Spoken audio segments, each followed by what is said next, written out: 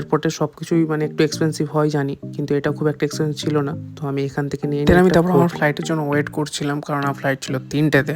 তো 3টে যখন বেজে যায় আমি উঠে পড়ি ফ্লাইটে, আর গিয়ে দেখি মানে সব সিট তো ফুল, কারণ ইন্ডিগোতে আমি কখনো দেখিনি এত ফুল যেতে। তো গিয়ে দেখি ফুল, তাও ঠিক আছে চলো, গিয়ে আমি আমার সিটে বসে পড়ি। আর আমার ছিল উইন্ডো সিট, তো উইন্ডো সিট থেকে ভিউ তো অবভিয়াসলি ভালো আসবেই। দেন এদিক ওদিক তাকাতে তাকাতে আর কি পাইলট তার নাম বললো, মানে একটা বলে তার ডিটেলসে কে আজকে ক্যাপ্টেন আছে বা কে পাইলট তার নাম বলে। তো সেগুলো ইন্ট্রোডিউস কমপ্লিট হলো, তারপরে প্লেন ওরা স্টার্ট করলো। তো দেখো উপর থেকে ব্যাঙ্গালোরটা জাস্ট অসাধারণ লাগে, আমার তো খুবই ভালো লেগেছে। তো আমি জাস্ট ওটাই ফিল করছিলাম।